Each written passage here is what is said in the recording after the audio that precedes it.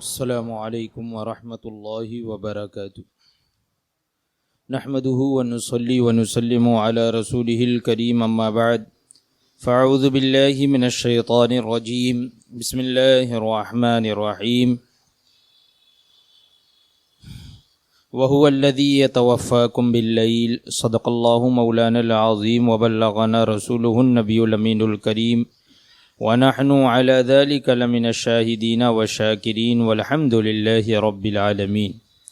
آئیے سب سے پہلے آقائے نامدار مدنی تاجدار روحی فدا جناب احمد مجتبی محمد مصطفیٰ صلی اللہ تعالی علیہ وسلم کی بارگاہ بے کس پناہ میں ہدیہ درود نچھاور کریں۔ اللہم صلی علی سیدنا و مولانا محمد معدن الجود والکرم وعلى آلہ واصحابہ وبارک وسلم صلاة وسلاما علیک یا سیدی یا رسول اللہ صلی اللہ تعالی علیہ وسلم۔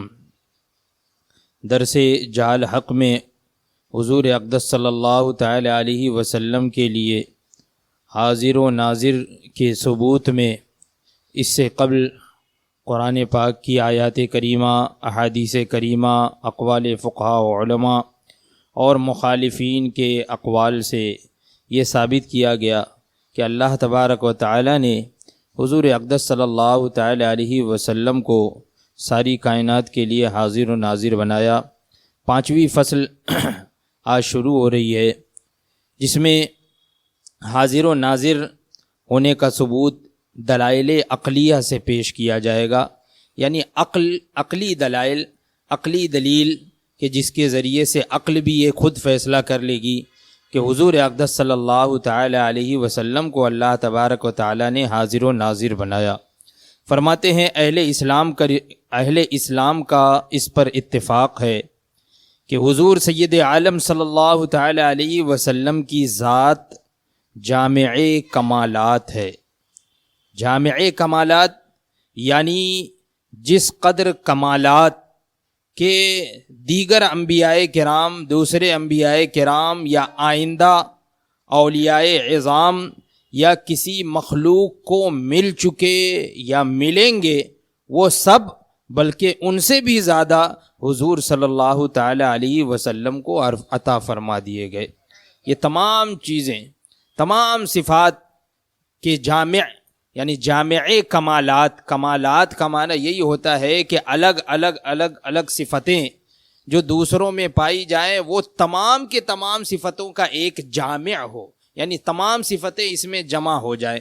تو حضور اقدس صلی اللہ تعالی علیہ وسلم تو جامع کمالات ہیں، اور ایسے جامع کمالات ہیں کہ وہ باتیں، وہ کمالات، وہ صفات جو دوسرے انبیاء و مرسلین اور اولیاء عظام علیہم الصلاۃ والتسلیم ورضوان اللہ تعالی علیہم اجمعین میں نہ ہوں، وہ بھی صفات حضور میں پائی جاتی ہیں، بلکہ حضور ہی کے ذریعے سے بقیہ انبیاء و مرسلین اور اولیاء عظام کو ملی، انہی کے ذریعے سے، انہی کے وسیلے سے سب کو ملے۔ قرآن کریم فرماتا ہے فَبِهُدَاهُ مُقْتَدِي، آپ ان سب کی راہ چلو۔ اللہ تبارک و تعالیٰ ارشاد فرماتا ہے آپ ان سب کی راہ چلو۔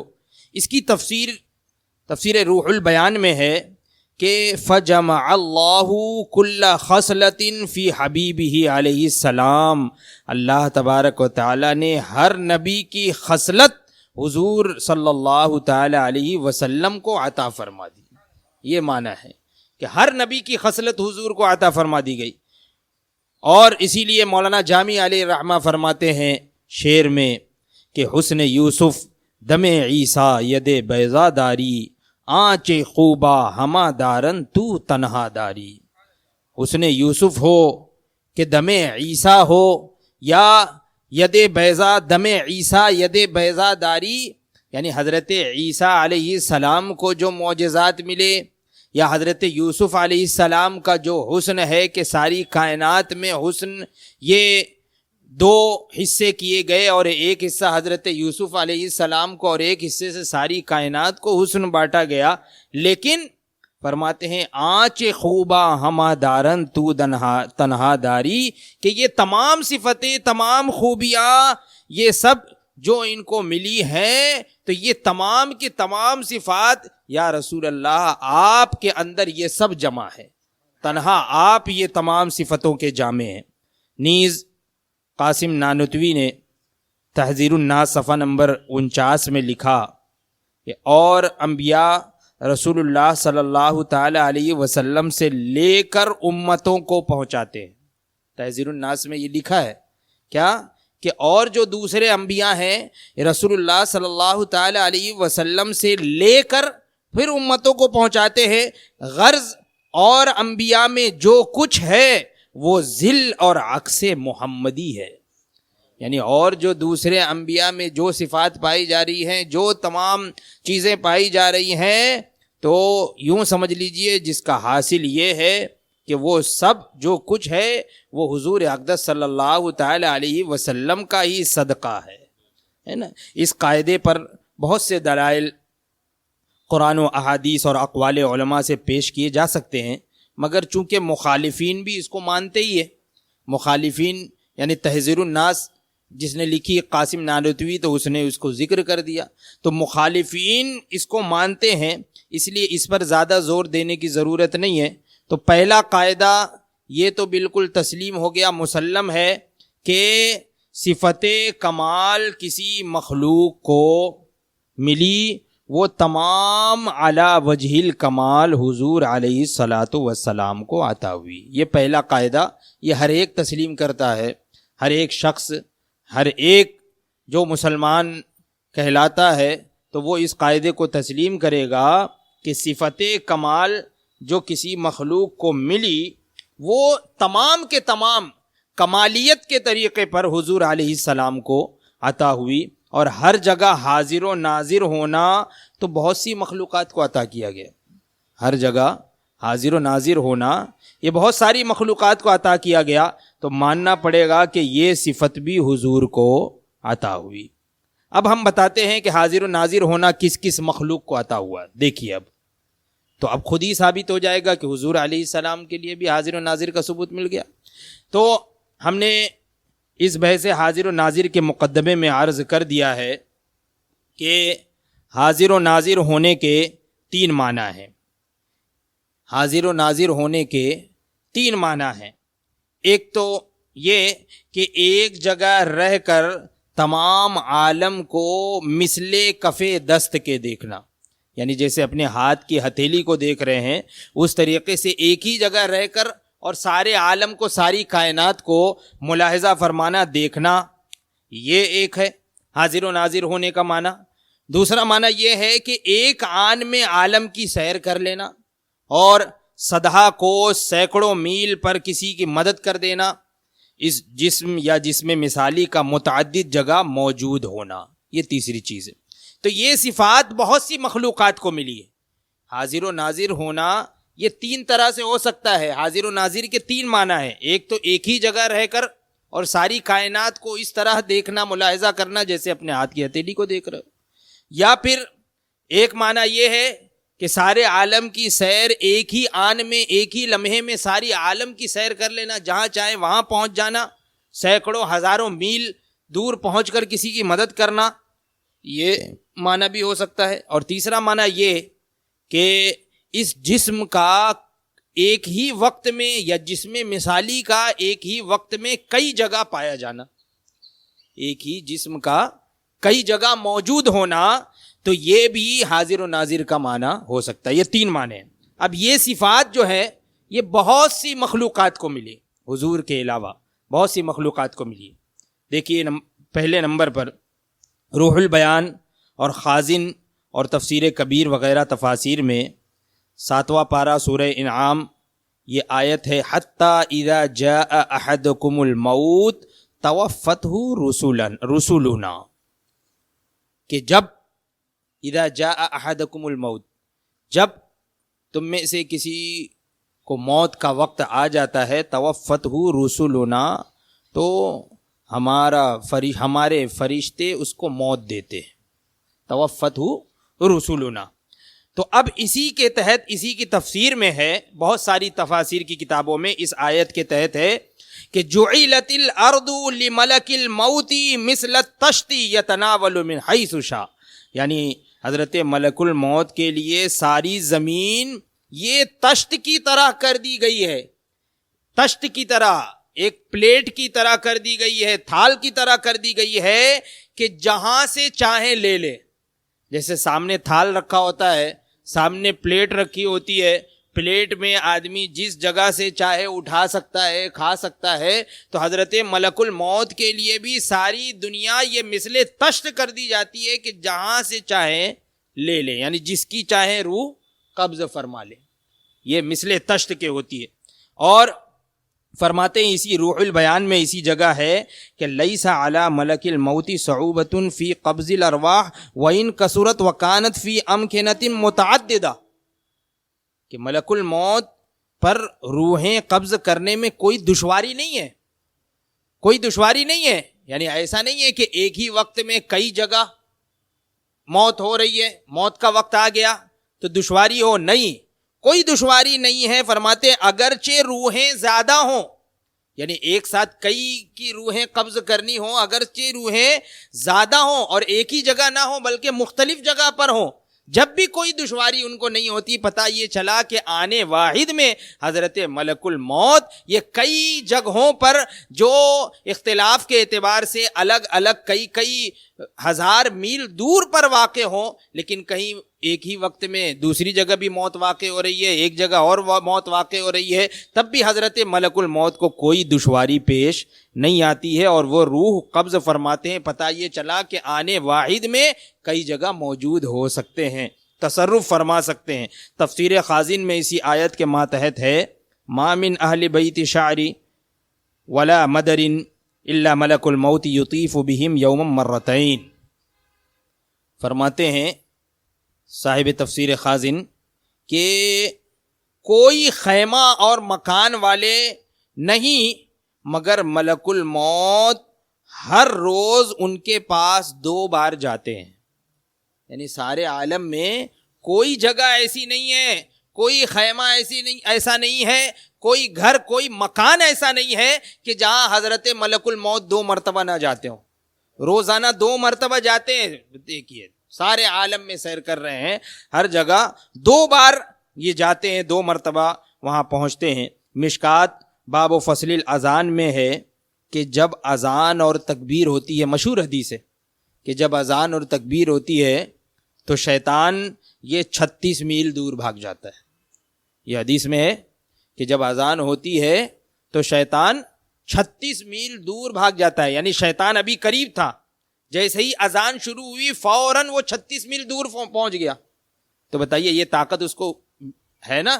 اللہ تبارک و تعالیٰ نے شیطان کو یہ قدرت عطا فرمائی ہے کہ ایک ہی آن میں وہ 36 میل دور بھاگ جائے، 36 میل دور بھاگ جاتا ہے. تو حدیث پاک میں جب اذان اور تکبیر ہوتی ہے تو شیطان 36 میل دور بھاگ جاتا ہے. پھر جہاں یہ ختم ہوئی، جیسے ہی اذان ختم ہوئی کہ موجود فوراً آ جاتا ہے 36 میل سے واپس فوراً. تو اس ناری کی رفتار، اس جہنمی کی رفتار، جو شیطان ناری ہے، جہنمی ہے، اس کی رفتار کا یہ عالم ہے.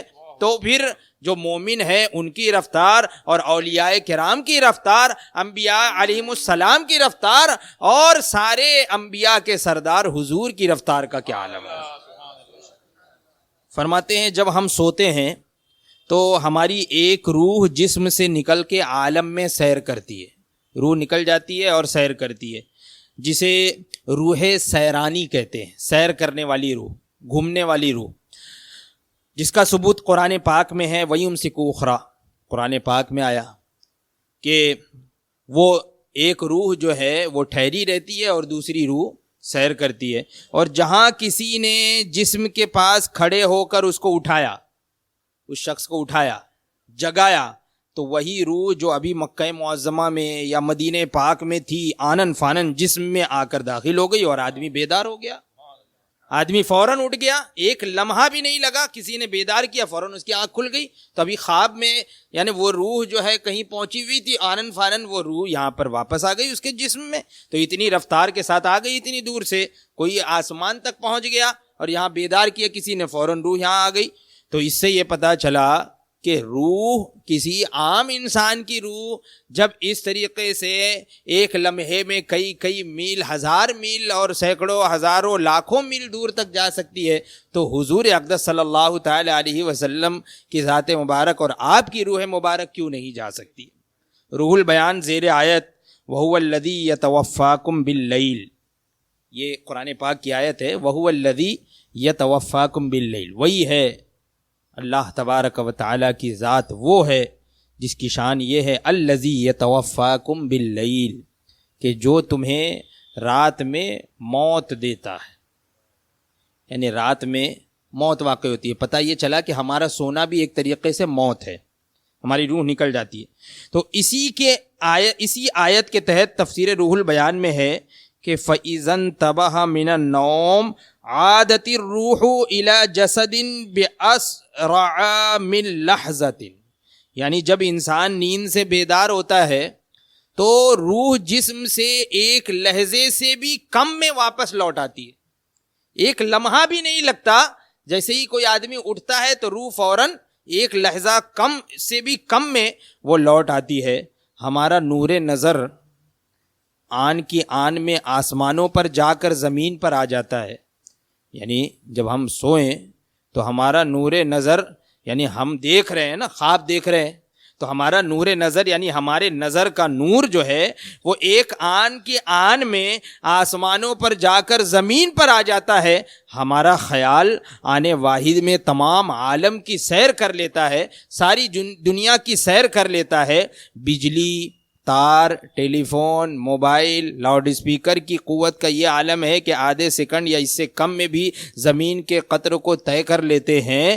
حضرت جبریل کی رفتار کا یہ عالم ہے کہ حضرت یوسف علیہ السلام جب آدھے کنویں سے نیچے چلے، یعنی جب بھائیوں نے کنویں میں ڈالا، پھینک دیا، کنواں گہرا تھا، کنویں میں پھینکا، تو اب کتنا وقت لگتا ہے گرنے میں، ہے نا؟ کہیں کسی بھی چیز کو، کسی بھاری چیز کو اوپر سے نیچے پھینکو تو کتنا وقت لگے گا؟ ایک سیکنڈ بھی نہیں لگتا نیچے تہ تک پہنچنے میں۔ حضرت یوسف علیہ السلام جب آدھے کنویں سے نیچے ابھی پہنچ گئے، ایسا نہیں ہے کہ جیسے ہی پھینکا، نہیں، بلکہ بھائیوں نے انہیں ڈال دیا، پھینک دیا، اور حضرت یوسف علیہ السلام کا جسم مبارک آدھے کنویں سے زیادہ طے کر لیا، اور حضرت جبریل سدرہ سے چلے، اس وقت سدرہ سے چلے۔ یوسف علیہ السلام ابھی کنویں کی تہ کو نہ پہنچے تھے کہ جبریل سدرہ سے وہاں پہنچ گئے، ہے نا؟ حضرت جبریل علیہ السلام سدرہ سے وہاں پہنچ گئے۔ تو دیکھیے آن کے آن میں اتنی رفتار ہے نا۔ تو یہ غیر رسول کی، جب غیر نبی کی یہ رفتار ہے، وہ جو ملائکہ کے رسول ہیں حضرت جبریل علیہ السلام، ان کی یہ رفتار کا عالم ہے، تو جو سید الانبیاء ہیں، جو سید الرسل ہیں، جو کہ رسولوں کے رسول، نبیوں کے نبی ہیں، تو ان کی رفتار کا کیا عالم ہے؟ دیکھو تفسیر روح البیان زیر آیت ان یجعلوہ فی غیابۃ الجب، تو یہ آیت ہے ان یجعلوہ فی غیابۃ الجب، یہ سورہ یوسف میں ان یجعلوہ فی غیابۃ الجب، جب کا معنی ہوتا ہے کنواں، یعنی کنویں میں ان کو جب ڈال دیا، کنویں کے اندھیرے میں، ایک دم گہرے کنویں میں، اندھے کنویں میں ان کے بھائیوں نے ان کو ڈال دیا۔ تو اس کی تفسیر میں دیکھیے کہ جبریل علیہ السلام کب سدرہ سے چلے اور کب پہنچ گئے، یہ دیکھ لیجیے۔ حضرت خلیل اللہ علیہ السلام یعنی حضرت ابراہیم علیہ السلام نے حلق اسماعیل پر چھری چلائی۔ حضرت اسماعیل علیہ السلام کے حلقوم مبارک پر جو ہے وہ چھری چلائی، ابھی چھری روانہ نہ ہوئی تھی کہ جبریل سدرہ سے دمبے کے ساتھ مع دمبا خلیل اللہ کی خدمت میں حاضر ہو گئے، ہے نا؟ یعنی سدرہ سے چلے، جنت سے دمبا لیا اور فوراً پہنچ بھی گئے، یہاں پر ابھی چھری ابھی چلی بھی نہیں، ہے نا؟ اور جبریل علیہ السلام سدرہ سے چلے اور دمبے کے ساتھ خلیل اللہ کی خدمت میں حاضر ہو گئے۔ حضرت سلیمان علیہ السلام کے وزیر حضرت آصف ابن برخیا، جو کہ اللہ کے ولی، انہوں نے ایک پلک جھپکنے سے پہلے بلقیس کا تخت یمن سے لا کر شام میں حضرت سلیمان کی خدمت میں حاضر کر دیا، اور اس کا ثبوت تو قرآن پاک میں ہے، قرآن پاک کی آیت ہے جس کا ثبوت قرآن میں ہے کہ انا آتیک بہ قبل ان یرتد الیک طرفک، ہے نا؟ حضرت آصف ابن برخیا کیا فرماتے ہیں؟ حضرت سلیمان علیہ السلام نے دریافت فرمایا تھا کہ تم میں سے کون ہے کہ جو ملکہ بلقیس کا تخت جو ہے وہ یہاں میرے سامنے لے آئے ابھی. تو پہلے تو جو ہے وہ ایک جو ہے وہ جن جو بڑا جن تھا وہ کھڑا ہوا اور اس نے کہا کہ انا آتی کا بھی ہی قبل ان یاتوک من مقامک، یا اس طریقے سے کہ میں جو ہے آپ کی مجلس جو ہے وہ شروع ہونے سے پہلے میں اسے لے آؤں گا. یہ اس شیطان نے کہا. حضرت سلیمان علیہ السلام نے فرمایا کہ جو ہے اس سے بھی پہلے چاہیے اور جلدی. تو اب کون کہہ رہے ہیں؟ اللہ کے ولی، آپ کے وزیر حضرت عاصم ابن برخیہ فرماتے ہیں، عرض کرتے ہیں کہ انا آتی کبھی قبل ان یرتد الیک طرفک، کہ میں وہ تخت، اور وہ تخت چھوٹا سا تخت نہیں تھا، بہت عظیم تخت تھا. وَلَهَا عَرْشٌ عظیم قرآن پاک میں ذکر ہوا. ہدہد نے یہ خبر دی کہ وہ ایک بہت بڑا تخت ہے بلقیس کا. تو اس تخت کو لانے کی بات ہو رہی ہے. حضرت عاصم ابن برقیہ فرماتے ہیں انا آتی کبھی قبل ان یرتد الیک طرفک، کہ اے اللہ کے رسول میں آپ کی خدمت میں وہ تخت آپ کے پلک جھپکنے سے پہلے لے آؤں گا، ہے نا. تو انہوں نے یہ ذکر کیا جو قرآن پاک میں ہے. معلوم ہوا کہ حضرت آصف کو یہ بھی خبر تھی کہ تخت کہاں ہے، ان کو یہ بھی خبر تھی نا کہ تخت کہاں ہے، تبھی تو انہوں نے کہا کہ ہاں میں اتنی دور میں لے آؤں گا اتنے. اب جیسے کہ کوئی حمال ہے، مثال کے طور پہ کوئی حمال ہے، سامان ڈھوتا ہے، سامان ڈیلیوری کرتا ہے، یا ادھر سے ادھر جو ہے وہ لے کر جاتا ہے، نقل و حمل کا کام ہے کہ یہاں سے وہاں جو ہے وہ ڈیلیوری کرتا ہے، یہاں ایک جگہ سے سامان لے کر دوسری جگہ پہنچاتا ہے. تو اس کو یہ بھی تو معلوم ہونا چاہیے کہ کتنی دور سے سامان لانا ہے، وہ سامان کس جگہ ہے اور کہاں پہنچانا ہے، یہ سب چیزیں معلوم ہونی چاہیے. تب پھر وہ بتائے گا کہ ہاں بھئی اتنے دن میں آپ کو ڈیلیوری پہنچے گی، اتنے دن میں سامان پہنچے گا. یہاں حضرت آصف ابن برقیہ کو یہ بھی علم ہے کہ وہ تخت کہاں ہے، تبھی تو آپ وہ دیکھتے ہوئے اور پھر یہ عرض کر رہے ہیں کہ میں پلک جھپکنے سے پہلے آپ کی خدمت میں حاضر کر دوں گا. تو فرماتے ہیں کہ اس سے معلوم ہوا کہ حضرت آصف کو یہ بھی خبر تھی کہ تخت کہاں ہے. تو خیال کرنا چاہیے کہ پلک جھپکنے سے پہلے یمن گئے بھی اور لوٹ بھی آئے اور اتنا وزنی تخت بھی لے آئے. صرف گئے اور آئے نہیں بلکہ اتنا وزنی تخت بھی اکیلے لے کر آ گئے. اب رہ گئی بات یہ بحث کہ حضرت سلیمان علیہ السلام میں تخت لانے کی طاقت تھی یا نہیں تھی. تو یہ انشاءاللہ ہم فرماتے ہیں وہ ہم اسی بحث کے دوسرے باب میں بیان کریں گے. انشاءاللہ آگے اس چیز کو بیان کریں گے کہ حضرت سلیمان علیہ السلام میں یہ طاقت تھی یا نہیں تھی. معراج میں سارے انبیاء علیہم السلام نے بیت المقدس میں حضور علیہ السلام کے پیچھے نماز ادا کی. حضور صلی اللہ تعالی علیہ وسلم کے پیچھے نماز ادا فرمائی.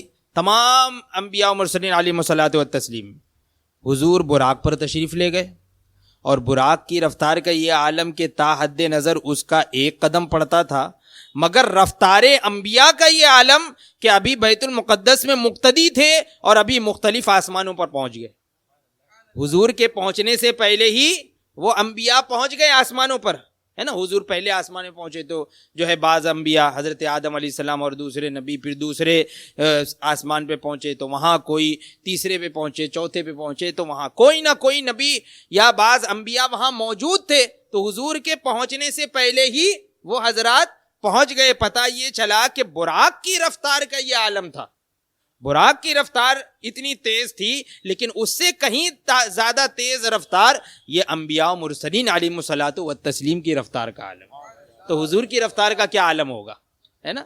اب اس سے یہ نہیں ہے کہ حضور کی رفتار کم تھی، یہ نہیں ثابت ہو کہ بھائی دوسرے نبیوں کے مقابلے میں حضور کی رفتار کم تھی، نہیں، بلکہ حضور تو دولہا ہے نا. اور دولہا جو ہے وہ گھوڑے پر سوار ہو کر جاتا ہے تو وہ گھوڑا خرامہ آرام سے چلتا ہے، دوڑتا نہیں ہے، آرام سے چلتا ہے. تو یہ حضور کے لیے یہ سواری یہ بہت آرام سے چل رہی تھی، یہ آرام والی رفتار تھی. تو حضور جو ہے اس رفتار کے ساتھ پہنچے اور انبیاء اپنی رفتار کے ساتھ پہلے ہی پہنچ گئے، ہے نا. چلیے تو فرماتے ہیں کہ براق کی رفتار کا یہ عالم کہ تا حد نظر اس کا ایک قدم پڑتا تھا، مگر رفتار انبیاء کا یہ عالم کہ ابھی بیت المقدس میں مقتدی تھے اور ابھی مختلف آسمانوں پر پہنچ گئے۔ حضور فرماتے ہیں کہ ہم نے فلاں آسمان پر فلاں پیغمبر سے ملاقات کی، جس سے معلوم ہوا کہ براق کی برق رفتاری خرامہ تھی، یعنی یہ براق کی جو برق رفتاری تھی، یہ تیز رفتاری تھی، یہ بجلی کی جو ہے رفتار سے وہ براق چل رہا تھا، تو یہ تو سمجھ لو کہ ابھی خرامہ تھی۔ خرامہ کا مطلب جو ہے وہ آرام آرام سے جیسے گھوڑا چلتا ہے، ٹک ٹک ٹک ٹک، یعنی ایک دم بھاگنا نہیں، خرامہ چلنا۔ تو یہ براق کی برق رفتاری ابھی خرامہ تھی کہ دولہا گھوڑے پر سوار ہو کر خرامہ ہی جایا کرتے۔ دولہا جو ہے وہ گھوڑے پہ بیٹھتا ہے تو ایسا نہیں ہے کہ گھوڑے بس جو ہے ایک ایڑ دی اور گھوڑے کو رفتار کے ساتھ بھگانا شروع کر دیا ریس کی طرح، نہیں، بلکہ وہ آرام سے ہی گھوڑا چلتا ہے دولہے کا۔ فرماتے دولہا گھوڑے پر سوار ہو کر خرامہ ہی جایا کرتے ہیں، اور انبیاء کی خدمت گزاری کا وقت تھا۔ یہ وقت کیا تھا؟ انبیاء کی خدمت گزاری کا۔ انبیاء خدمت میں حاضر ہیں تو خدمت گزاری میں جو ہوتا ہے وہ فوراً جلدی سے آگے پہنچ جاتا ہے نا۔ جیسے کہ کوئی بڑے ہیں، ہمارے شیخ ہیں، ابھی یہاں سے چلے، ہم نے حضور تاج الشریعہ علیہ رحمت و رضوان کو دیکھا، ملاحظہ کیا، آپ حضرات نے بھی ملاحظہ کیا ہوگا کہ حضرت کے بارے میں معلوم ہوا کہ ابھی فلاں جگہ موجود ہے۔ اب وہاں سے آپ کی گاڑی نکلی، تو وہاں سے آپ کی گاڑی نکلی اور دوسرے اب بائک والے، گاڑی والے کہاں جانے والے؟ فلاں جگہ، پہلے ہی وہاں پہنچ گئے، وہاں آگے پہلے ہی پہنچ گئے۔ تو انبیاء علیہم السلام فرماتے ہیں کہ ان کی خدمت گزاری کا وقت تھا ابھی بیت المقدس میں اور ابھی افلاک پر، ہے نا، ابھی بیت المقدس میں تھے اور ابھی آسمانوں پر۔ شیخ عبدالحق محدث دہلوی نے اشعۃ اللمعات آخر باب زیارت القبور میں فرمایا کہ ہر پنج شنبہ کے دن، جمعرات کے دن، مردوں کی روحیں اپنے خیش و اقارب کے یہاں جا کر ان سے ایصال ثواب کی تمنا کرتی ہیں۔ مردوں کی روحیں جو ہیں وہ ان کے گھروں کی طرف آتی ہیں۔ تو اب اگر کسی میت کے خیش و اقربا یعنی ان کے رشتہ دار یہ دوسرے ممالک میں بھی رہتے ہوں، جیسے کہ کسی کا انتقال کہیں اور ہوا اور اس کے رشتہ دار کہیں دوسرے ملک میں رہتے ہوں، تو بھی وہاں پر وہ روح پہنچے گی یا نہیں؟ وہ روح وہاں پہنچیں گی۔ تو ہماری اس گفتگو سے یہ بخوبی معلوم ہو گیا کہ سارے عالم پر نگاہ رکھنا، ہر جگہ کی آنن فانن سیر کر لینا، ایک وقت میں چند جگہ پایا جانا، یہ وہ صفات ہیں کہ رب نے اپنے بندوں کو عطا فرمائی، بہت سے بندوں کو عطا فرمائی، صرف ایک کو نہیں بلکہ بہت سے بندوں کو عطا فرمائی۔ تو جب بہت سے اللہ کے بندوں کو یہ صفات عطا ہوئی تو حضور تو جامع کمالات ہیں، ہے نا، اور یہ سب کا اتفاق ہے، سب لوگ مانتے ہیں کہ حضور جامع کمالات ہیں، تو حضور میں یہ تمام صفاتیں یہ پائی جا رہی ہیں۔ اس سے دو باتیں لازم آئی، ایک تو یہ کہ کسی بندے کو ہر جگہ حاضر و ناظر ماننا یہ شرک نہیں ہے، یہ بھی سمجھ میں آ گیا، کسی بندے کو ہر جگہ حاضر و ناظر ماننا یہ شرک نہیں ہے، کیونکہ یہ باتیں تو دوسرے اور بندوں میں بھی یہ پائی جاتی ہیں کہ شرک کہتے ہیں خدا کی ذات و صفات میں کسی اور کو شریک ماننا، اور یہاں یہ بات نہیں ہے۔ دوسری بات یہ کہ حضور علیہ السلام کے خدام میں ہر جگہ رہنے کی طاقت ہے، تو حضور صلی اللہ تعالی علیہ وسلم میں تو بدرجہ اولا یہ صفت ہے۔ جب حضور کے خدام کا یہ عالم ہے تو حضور کا عالم کیا ہوگا۔ دوسری بات یہ تو پہلی بات ہو گئی کہ جو ہے وہ ہر جگہ حضور صلی اللہ تعالی علیہ وسلم کا حاضر و ناظر ہونا، یہ صرف حضور ہی نہیں بلکہ جب دوسرے بندوں کو بھی حاضر و ناظر، دوسرے بندوں کو بھی یہ صفت حاضر و ناظر والی صفت جو ہے وہ دوسرے بندوں کو بھی جب عطا کی گئی ہے تو بدرجہ اولا حضور میں یہ عطا کی گئی ہے۔ دوسری بات یہ کہ دنیا میں پانی اور دانہ ہر جگہ موجود نہیں ہے، پانی دانہ ہر جگہ موجود نہیں ہے بلکہ خاص جگہ ہے۔ پانی کسی خاص جگہ ہے، دانہ کسی خاص جگہ ہے۔ پانی کنویں میں ملے گا، دریا میں ملے گا، سمندر میں ملے گا، دانہ کھیتوں میں ملے گا، مکان میں ملے گا۔ فرماتے ہیں پانی تو کنویں، تالاب، دریا وغیرہ میں ہے اور دانہ کھیت یا گھروں میں ہے، مگر ہوا اور دھوپ کا عالم کیا ہے؟ ہوا اور دھوپ یہ عالم کے گوشے گوشے میں ہے. دانا اور پانی تو خاص خاص جگہ ہے, کہیں دانا ہے پانی نہیں, پانی ہے دانا نہیں, لیکن ہوا اور دھوپ یہ عالم کے گوشے گوشے میں ہے کہ فلاسفہ کے نزدیک تو خلا محال ہے, ہر جگہ ہوا ہے, اس لیے کہ ہوا اور روشنی کی ہر وقت ہر چیز کو ضرورت ہے. ہوا اور روشنی کی ہر وقت ضرورت ہے, ہر چیز کو ضرورت ہے.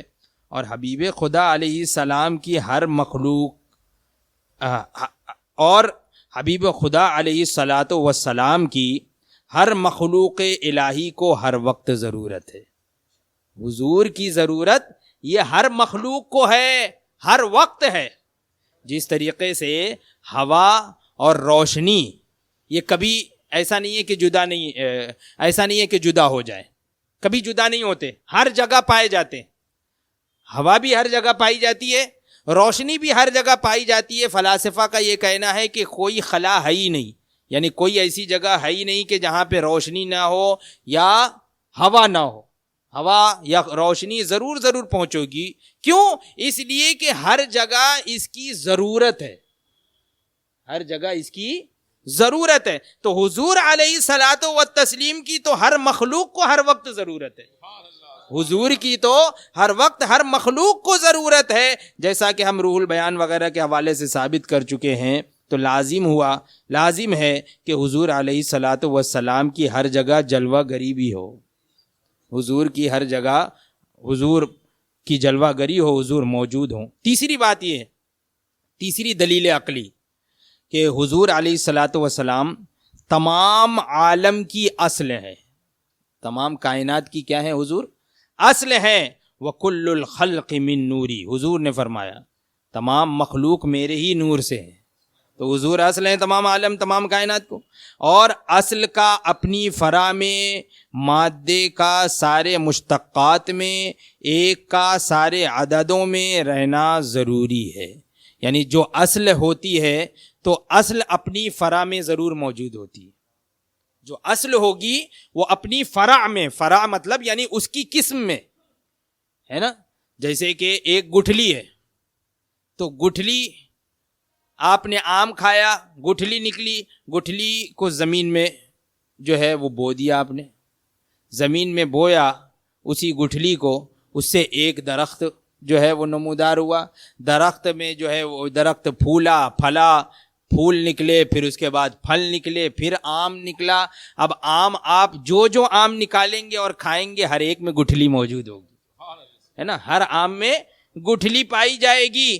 تو اسی طریقے سے اصل کا اپنی فرع میں, ایسے ہی مادے کا سارے مشتقات میں, یعنی کوئی بھی مادہ ہے تو اس سے جو بنیں گے ان سب میں وہ مادہ پایا جائے گا. جو اس سے بنیں گے, جو مشتق ہوں گے, مشتق کا مطلب جو اس سے جو ہے وہ بنیں گے, جو بھی مشتق ہوں گے تو اب وہ مادہ اس میں پایا جائے گا. ایسے ہی ایک جو ہے, ایک کی گنتی, ایک, اس کا سارے عددوں میں ہونا, پایا جانا یہ ضروری ہے کہ نہیں؟